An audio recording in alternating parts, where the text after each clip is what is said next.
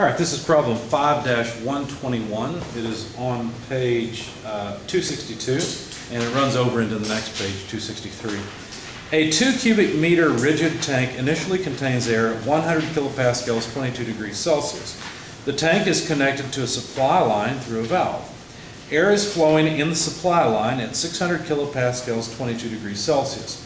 The valve is opened and air is allowed to enter the tank until the pressure in the tank reaches the line pressure, at which point the valve is closed.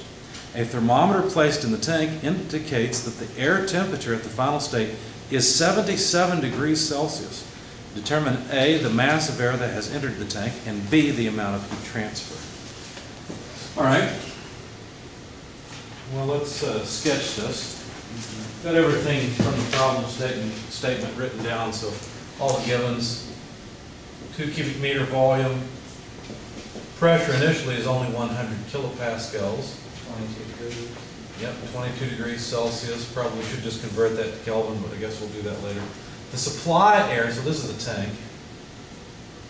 The supply air, let's see, let's call this temperature I for temperature coming in, because this is going to be the temperature of air coming into the tank. The tank is going to be our system. So we'll use the subscript I for that. That is 22 degrees Celsius also. And the pressure of the incoming air is 600 kilopascals. Now the pressure in the final state, I should have put it here. I guess we'll have state 1 here and state 2 over here. The pressure in the final state, P2, is 600 kilopascals, just the line pressure. But the temperature, T2, is 77 degrees Celsius. We're supposed to find how much mass is added to the tank. Givens. Find mass added to the tank and the amount of heat transfer. Now, your first glance at this, you'd probably say, well, looks like this tank's in some pretty warm surroundings, right? And you'd expect that heat flows into the tank. Because, I mean, after all, if the tank temperature is initially 22 degrees, the incoming temperature is 22 degrees, where would 77 degrees Celsius come from? And you would think, just, well, this is hopefully after, not after today you won't think this, but you would think, well, the surroundings must be pretty hot. But that's not necessarily the case. Let's look at this. Here's the pressure and temperature of the line. I guess I'll repeat them over here. 600 kilopascals and 22 degrees Celsius. Now, the air is flowing through this, and some of it is going to end up going into the tank. We've got a valve here that we can open or close to go down into the tank. Let's see, I'm going to run out of space pretty quickly. Let's just copy down what we got. 2 cubic meters. Initial pressure, 100 kilopascals, and initial temperature, T1, 22. We have to be careful. We can't use I for initial. We're using I for inlet conditions. Okay. Well, notice we've got pressure, temperature, and volume. So before we approach the unsteady part of this, could we figure out how much mass there is in the tank? Sure. All we have to do is use the ideal gas law. The mass in state 1 is P1 V1 over R over T1. So that would be 100 kilopascals, volume 2 cubic meters, R, the gas constant, 0.287 kilojoules per kilogram per Kelvin for air. And the initial temperature, 22 degrees Celsius, but of course we have to add 273. So that takes care of kilopascals, cubic meters, kilojoules. We just have kilograms, that's what we expect. So the initial mass is about 2.36 kilograms. And the mass in state 2 we can also figure out because we know the final temperature and pressure. What's the final volume? It's a rigid tank, it's just 2 cubic meters, right? So we can do the same thing. P2 V2 over R over T2. And that's easy, 600 kilopascals times 2 cubic meters divided by 0.287 kilojoules per kilogram per Kelvin. 77 Celsius plus 273 will give us Kelvin. Again, we've got kilograms, and it is about 11.95 kilograms. So we can actually answer the first question. The first question is, how much mass flows into the system? Well, the amount of mass that comes in will be equal to the difference between the mass in state 1 and state 2. Remember in the slides when I gave you that equation? I told you, let's see, let me open it up again quickly.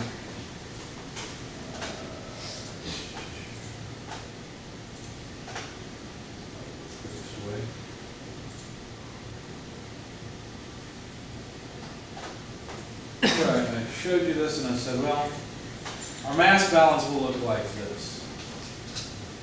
Right. Mass in minus mass that exits equals M2 minus M1. But there is no mass that exits. So this is simple, it makes sense. Right? However much change in mass there was, however much our account balance changed, someone must have made a deposit to do that. Okay.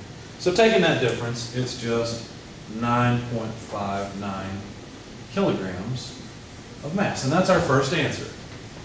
9.59 kilograms of mass flowed into the system. To answer the next question, we will have to use an energy balance, because so far we've used a mass balance. But before we do that, let's think about this for a minute. We're going to use an energy balance. We need to think about what forms of energy we have to deal with here. Are there any work interactions? No, no work. How about potential and kinetic energies? No. Well, wait a second. No potential, but if we knew something about the cross-sectional area, we could talk about kinetic energy because we could talk about some sort of average velocity. But we don't know anything about the cross-section, so we have to cross off kinetic energy. Does that make sense? So what forms of energy come in? Now, notice I said forms. I didn't say form. What forms of energy come into this system?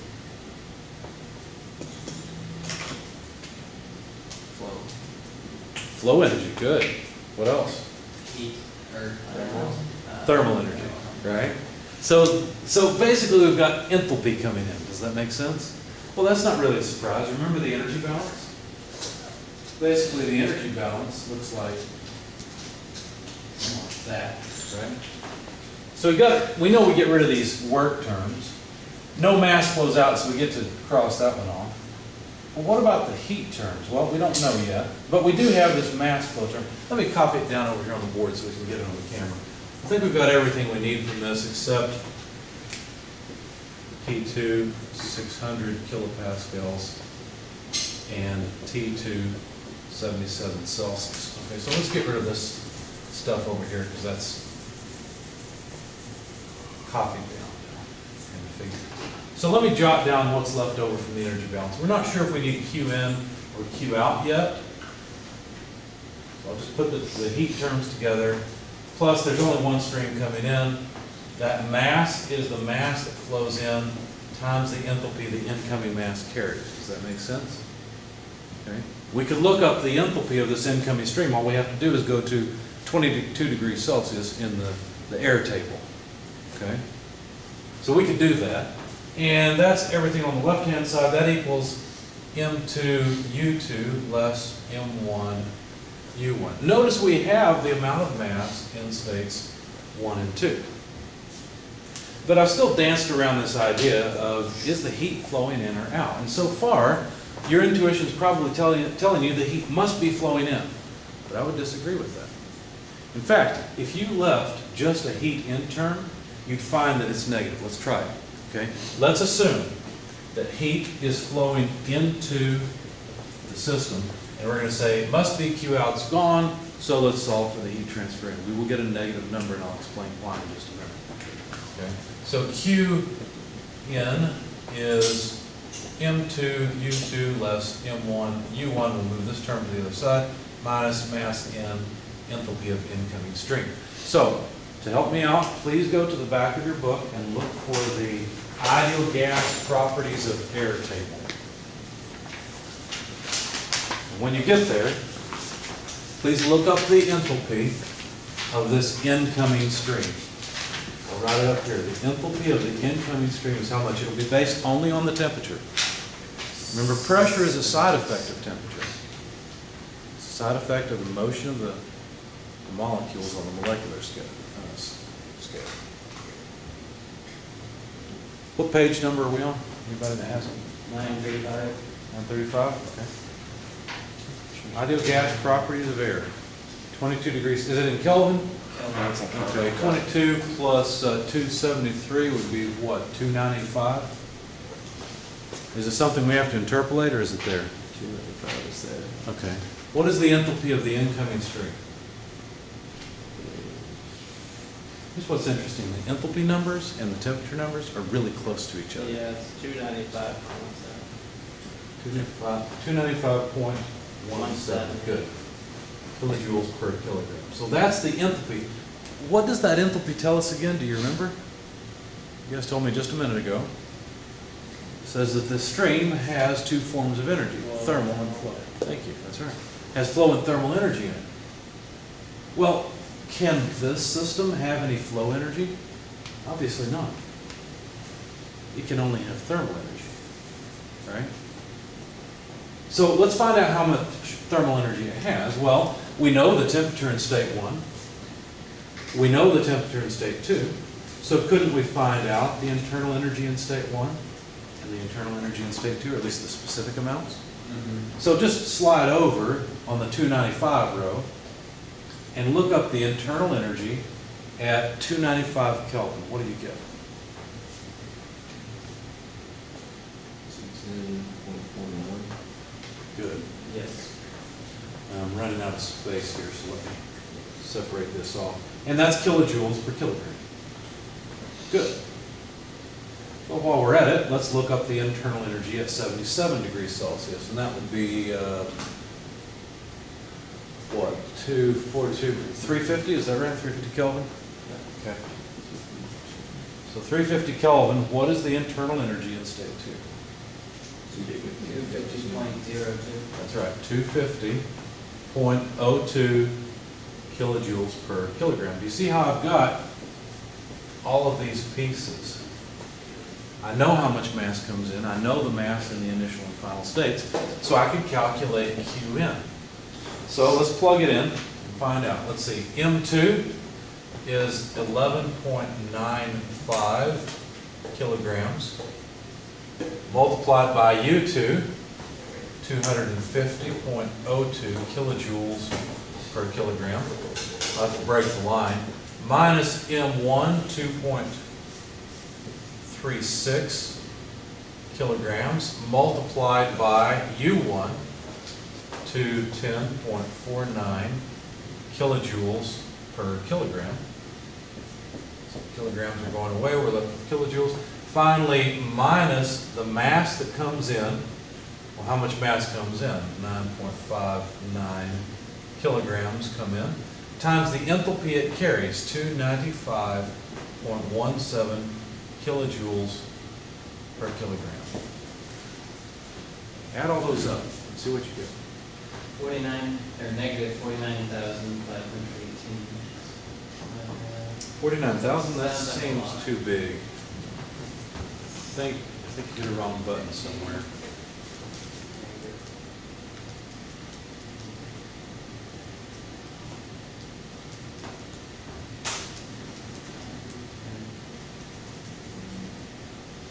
At 2.36? Yes, There it is. because that's the amount of mass in the system initially. Negative 339. 0.69. 0.7 is what I got. Or 0.7. But rounding off to 6.9. Wait a second, what happened? Heat's not coming in, heat's going out. How is that possible? How is it possible that the temperature is actually higher, and yet heat actually flowed out, right? This is what really happened. Right? Not this. Where did all that energy come? It's pretty obvious that the internal energy has, or that the air has more internal energy in state 2 than it had in state 1. Not only that, but there was excess energy that came out. Have we found a perpetual motion machine? Does this thing make energy on its own? No, it doesn't. Where did this energy come from? Where did this heat come from? And where did the energy come from to increase the temperature? Can't hold flow energy. Can't hold flow energy. That flow energy that came in has to change. It has to change into The only way that this can hold energy, thermal energy. That's what happened. That's why when I filled up those bottles, or they fill up the paintball gun balls, or bottles, that's why the temperature goes up. Because the flow energy comes in and is changed to thermal energy. Now would you like to hazard a guess as to why when the 2-liter bottles exploded, why the temperature was lowered?